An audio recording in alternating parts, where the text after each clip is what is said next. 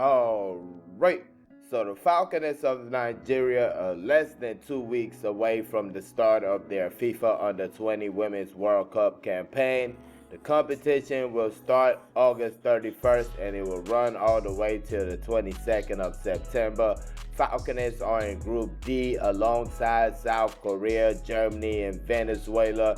Their first match of the competition will be against South Korea on Monday, the 2nd of September, and that will be 12 midnight Nigerian time. Now, as far as the team prepping for the competition, they were in Nigeria for a number of weeks getting ready. Then this past weekend, they flew out the country. The destination was Bogota, Colombia, where they arrived Sunday night. They will be having a 2-week training exercise or training camp over there before the competition starts. And also before the competition starts, they'll be playing 2 friendly matches.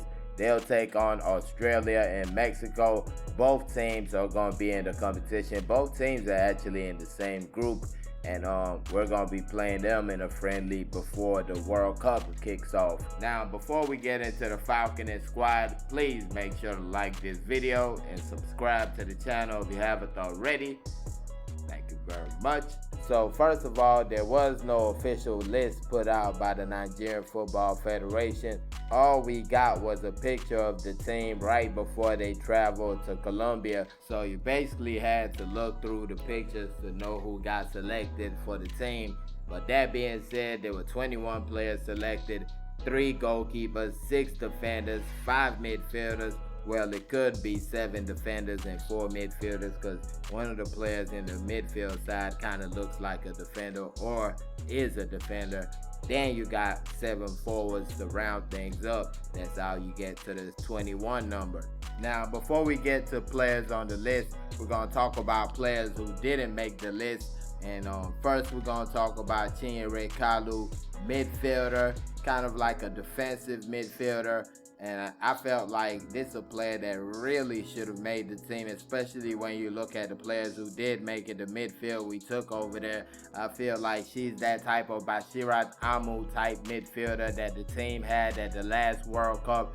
I mean, we saw Deborah Biodun shining, we saw Esther Yenezide shining, but a lot of that was due to what Bashira Amu was doing back there between the 2 central defenders, just keeping the team balanced and all that. So that's going to be a big miss right there, in my opinion. Another player missing is Riley Adebowale. Simone Riley, for some, she plays in the Irish League. I think she's kind of a box-to-box type midfielder, maybe a defensive midfielder a little bit. I saw her looking like a box-to-box in the little highlight I watched. Don't know what the reason was. Obviously, the coach has the final say. Don't know what exactly the reason why she got dropped. And another notable player who got dropped was Chinaza Agor. She was voted the best player in the NWSL a couple of seasons ago. Made the move to Saudi Arabia, and she gets cut from this team right here. We are real stacked in the forward position, so that's kind of understandable, that decision right there. And you look at the list, with the goalkeepers, you got Angelina Ubechi, Delta Queen's goalkeeper, was really the number 1 for this team for a while. Then she kind of lost a spot in the maybe the last tournament we played, the African Games. She lost her spot in the African Games. And speaking of her spot, the player who took it, Faye Omilana, Naija Ratel's goalkeeper, was the goalkeeper for Nigeria at the last Under-17 Women's World Cup, the team that finished 3rd place in the competition.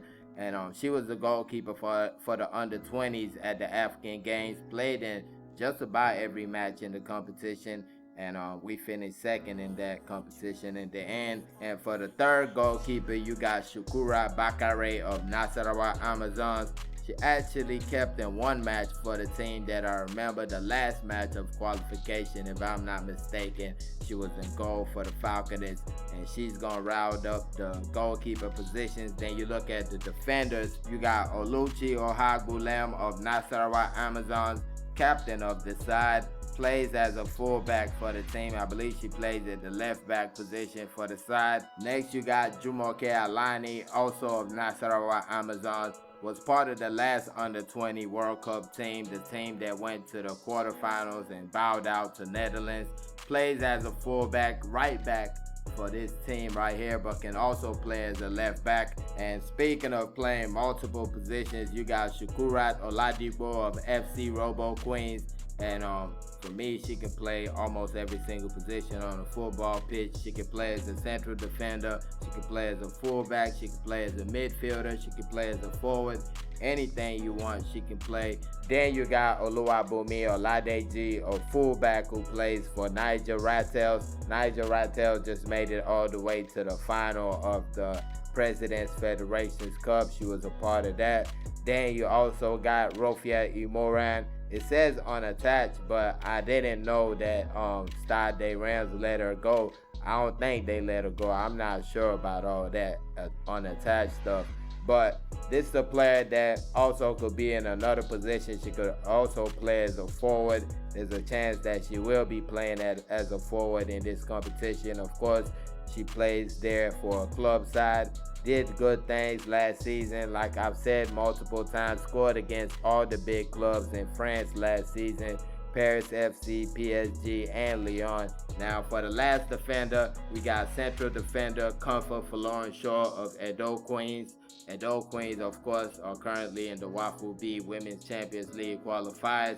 She was given the okay by a club to come join the national team and miss the competition. Next, we move to the midfielders, and we start with Adu Yina of Nasarawa Amazons. A player that has been part of this team throughout the qualification, was part of the African Games team, wore the number 10 jersey in that competition. She's more of a box-to-box type midfielder, but she can play the number 10 if she's asked to. And moving on, you got Olushola Shobowale of Nasarawa Amazons, more of an attacking midfielder, this one right here. Of course, part of the Falconets qualification side.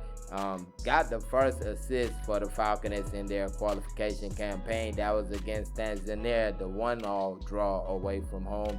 She got the assist for that goal. The goal was scored by Choma Olise.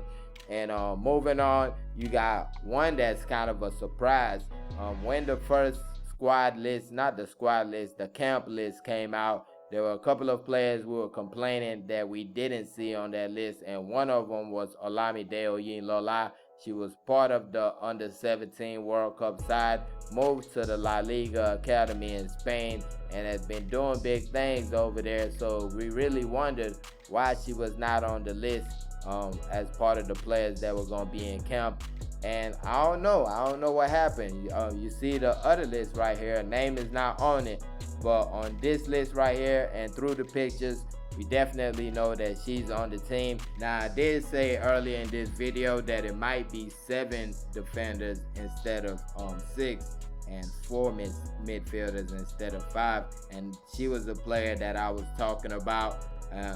We don't know. I guess we're going to have to wait till the competition starts or one of those friendlies to know where she's going to be playing when the competition starts, because there have not been no league matches from the La Liga Academy for us to know where she's going to be playing or something like that. And speaking of the La Liga Academy, another player that went through the La Liga Academy just like Oyinlola was Miracle Usani. She's currently with Edo Queens playing in the Wafu B Women's Champions League qualifiers.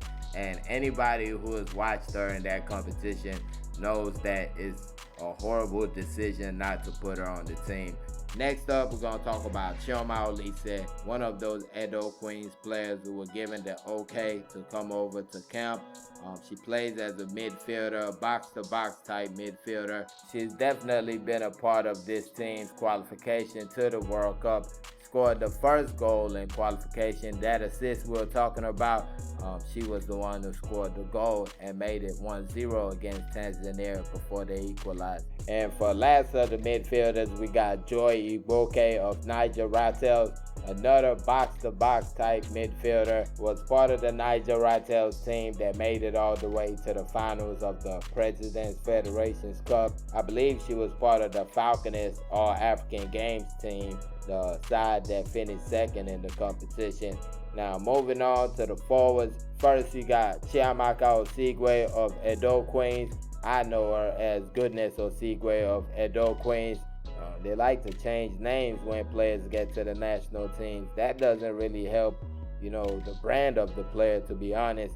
But Chiamaka Osigwe, Goodness Osigwe, either one, real quality player, a winger for Edo Queens. She would be styling on players if she was at the Wafu B Women's Champions League. It would almost be unfair to have her at the Wafu B Women's Champions League qualifiers right now with as good as Edo Queens have been playing. But definitely a great inclusion to the team. We saw her all the way from the beginning of this season. She looked like one of those players that can make a big difference for a team. So real nice that she's getting this opportunity on the Falconets, and hopefully she takes it. And next we got Miriam Ba of Heartland FC.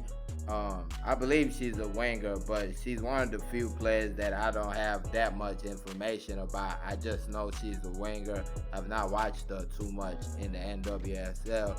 FL, not SL. But next up, we got Janet Akekoromowi of the Seaside Oshuala Academy, another player that has been part of the qualifiers, scored some big goals for the team on the road to this World Cup right here in Colombia. She plays as a striker, a big target up there to send the ball up to somebody that can hold up the ball and bring her teammates into the game. Up next, we got Flora Sebastian, Stade de Rennes winger.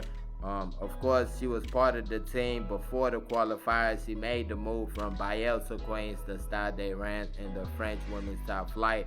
And that was why she wasn't part of like the qualifiers and the African games and things like that. And of course, she was part of the last under-20 World Cup side. She played at the World Cup, scored the first goal for Nigeria in that competition, and that was against France. Hopefully, she could do much better than that one goal from that competition in this one. And next up, we got a player coming in from the under-17s, Aminat Bello of Otero College in the U.S. Wasn't really part of qualification, but was part of the last Wafu under-20 side that finished second place in Ghana. Actually got the assist that took us the extra time in that final matchup against Ghana. And next you got Chiamaka Okuchukwu of Rivers Angels. She plays as a winger for both club and country, was part of the last under-20 World Cup side, the side that went to the quarterfinals at the last edition. And she was also part of the African Games side. Had some good matches in that competition and also had a pretty bad match in the final. She just didn't want to pass the ball in that final match against Ghana. She's a player that has a lot of the physical tools that can help her dominate a game, but her problem really is decision making. And I feel like when she gets that right, there's a top player in there somewhere. And next up and last but not least, another player that was not on the original list, so to speak, Okweyemi Ajakaye, winger for Madrid CFF. Don't really know why her name was not on the list to start with. I mean, she was with the team even during the qualifiers. She played the Wafu tournament with them, played the qualifiers, scored a couple of goals on the way to the World Cup. So it was really a shocker that her name was not on there, but thankfully it is. We get to see her at the World Cup. Of course, just like a couple of other players on this team, was part of that under-17 side that finished third place at the last World Cup. So definitely a player that a lot of people are looking forward to seeing at this level of competition. And thankfully the people get to see what they want. But looking at the team, I feel like the only one thing you could really talk about is the midfield, or lack thereof players in the midfield. I feel like that's the one glaring hole in the squad right there. I like the goalkeepers, like the defenders, like the forwards. I even like the midfielders that are selected, but I feel like a couple more would have done a little justice to this team. Maybe take one out of the forward list because it's a lot of forwards there, or maybe one out of the defenders. But I would have definitely liked to see at least one defensive midfielder put in this team right here, just to be sure. But let me know your thoughts on the Falconet squads for the upcoming Under-20 Women's World Cup.